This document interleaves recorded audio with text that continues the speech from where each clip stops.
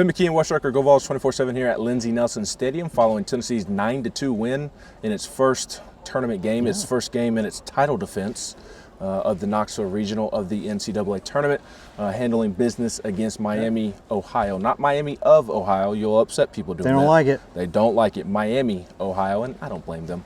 The Redhawks, they had some competitive at-bats those first couple of innings, really made Liam Doyle work. Liam had a phenomenal night, but it did take him a couple of innings to settle in and find his stuff. Again, those first couple of innings, credit to Miami, they really made him work. But once he found his stuff, he was typical Liam Doyle. Yeah, at first, for the first few innings, I think he was at 66 pitches after 3 innings, and you wonder, we've said this the past few weeks, like the whiff rate's kind of gone down, and you're wondering, like, what has changed? What has changed?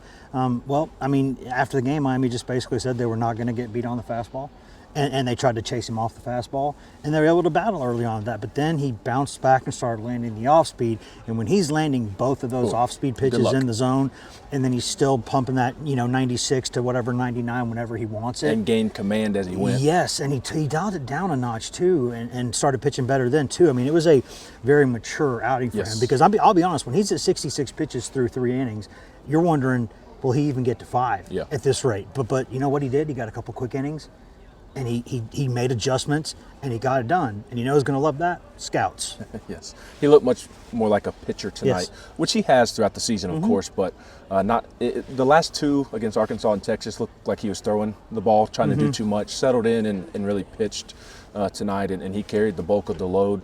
Austin Breedlove comes in and gets an out after he exits to a standing ovation in what is possibly his final outing at Lindsey Nelson. Liam Doyle, that is.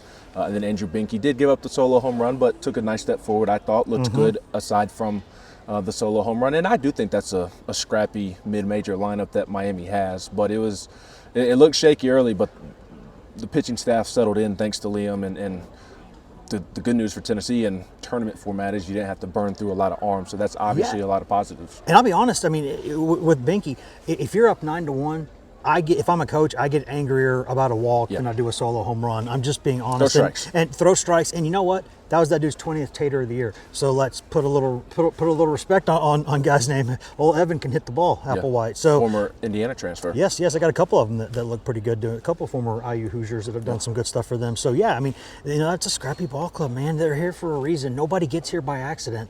And look around the country and some of the other scores. I mean, Wright State again. Another real kick below the belt that they took in the state of Tennessee tonight. But I mean, you never know in this tournament. So to go out there and throw strikes and get a comfortable win, that's big. Very big. And I thought we mentioned a real mature outing for Liam. I thought it was a real mature outing for the Tennessee offense as well. Cooper Katsky, the other Indiana transfer, he was starting for Miami, and he looked really good.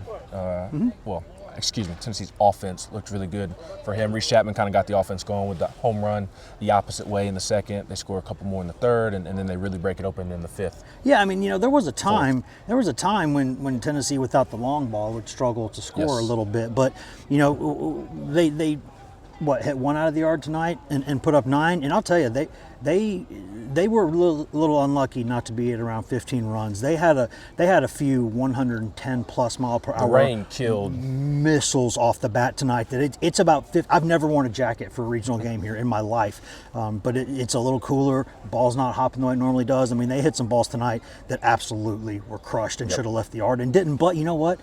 They kept playing. They played through it, and they don't have to hit them to win.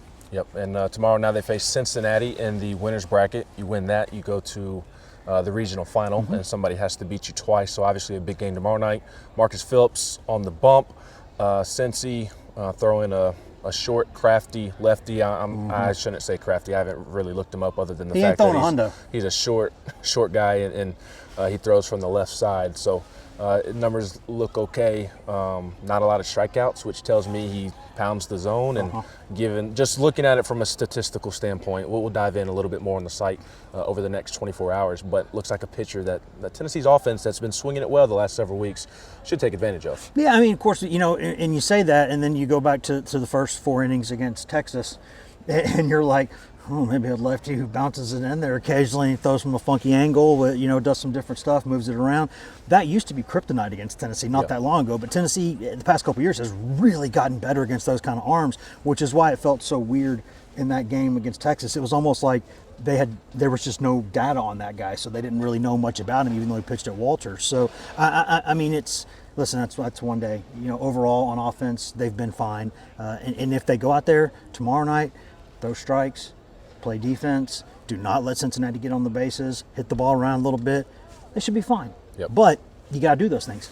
They do, and Marcus Phillips will need to set the tone in that regard. We've got plenty of coverage of Tennessee's win over Miami, Ohio, up at the site at GoVols247.com, and of course we'll have plenty of coverage leading into tomorrow night's game. We'll have coverage all weekend long. It's that simple at GoVols247.com. He's Wes Rucker. I'm Ben McKee.